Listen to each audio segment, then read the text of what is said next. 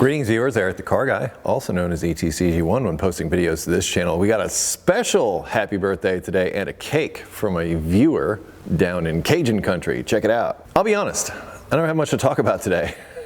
There's two things I'm focused on right now, and that's my family. My son had some health issues and he's much better now. And this truck to try to get things done, and I've made quite a bit of progress. Today's date is last day of February 28th, 2019.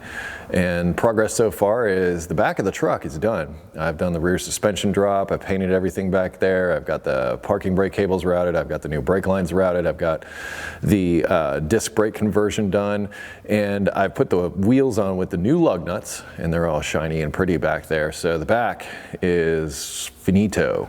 And now I've moved up to the front, and today I removed all the front suspension and got all that stuff off. Coil springs will try to kill you, no matter what it seems, but I managed to walk away unscathed again.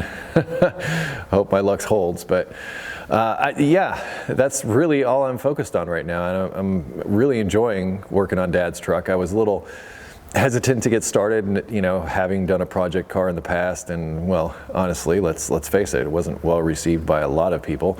The people that get it, well, you get it, we get it. And in fact, I took the Fairmont out today before it started to snow. It'd been dry for a while, and I wasn't worried about salt getting licked up underneath and everything. And Brian and I, when we went out to lunch, took a nice little tear down the road. Man, that felt good. And talk about giving me motivation. That car is towards the end of being finished. I don't think project vehicles are ever finished. We've talked about this in the past, but I'm really wanting to get this thing together for Dad for the Power Tour. I'm putting myself at a deadline of June 1st to have everything done, and so far I'm on track. Getting the front suspension and everything put together, I believe next week, because I'm going to go through, I'm going to clean everything up. I'm replacing the ball joints and all the bushings and everything, and the control arms. New coil springs, drop spindles up front and everything, and hopefully it won't sit too weird. It sits real nice now in the back. It's not too low. It's at a really nice height, and I'm curious where the front end is going to end up.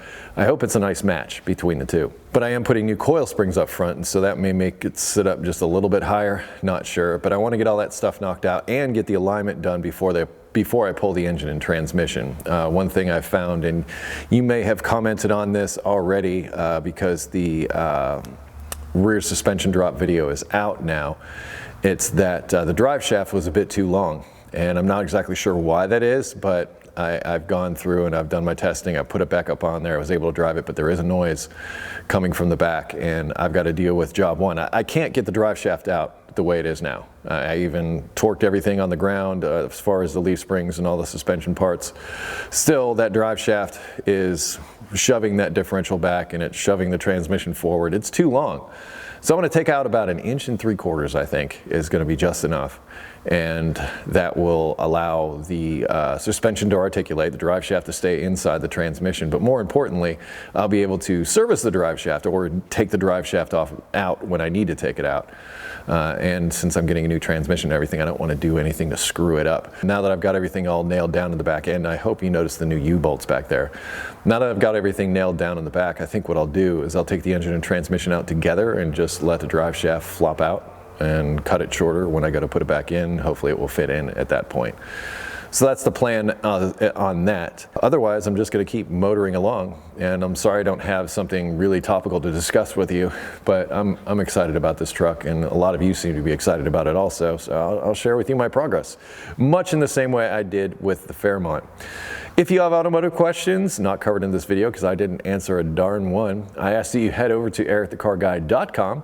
There will be answers there, and that will be linked down in the description, along with additional stuff about the truck and whatnot. So just check the description for additional info. Please don't forget to like, comment, subscribe to all those things that help me eat and feed my kids. I really enjoy that. Be safe, have fun, stay dirty. Thank you very much for watching, and I'll see you next time.